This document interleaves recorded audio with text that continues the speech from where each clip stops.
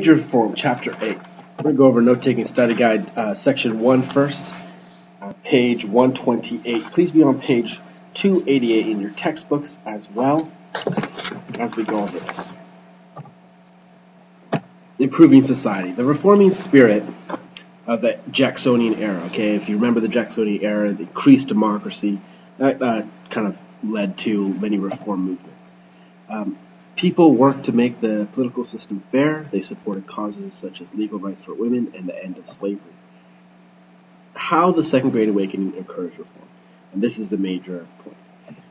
First, doctrine of free will, the idea that people's own actions determine their salvation. And the most important person we have to know is Charles Finney. He's a minister who held the first religious revivals. And it goes to go logically, if people had the power to improve themselves, they could then improve society.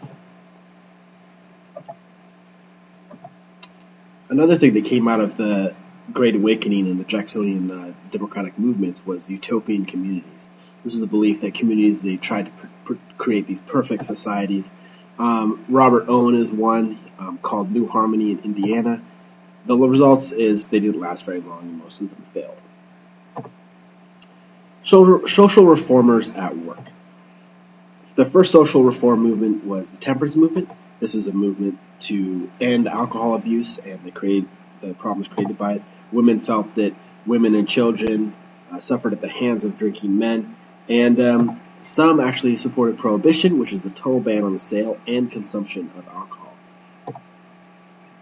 The second reform movement was the prison reforms. This is by Dorothy Dix. She supported the building of new, more sanitary, and more humane prisons, and also the creation of asylums for the mentally ill. The next one is educational reform. Public schools, the amount of public schools grew during this era, and the goal was to create informed voters and well as help immigrants assimilate. Horace Mann is the reformer from Massachusetts who led the educational reform movement. If you take education classes, you'll hear of him. Unfortunately, reforming African American education met a lot of resistance due to discrimination and things like that.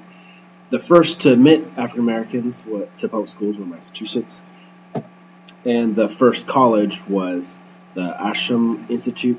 It was founded for African American men. For the most part, even in the North, there was segregation. African Americans had separate schools and churches and colleges.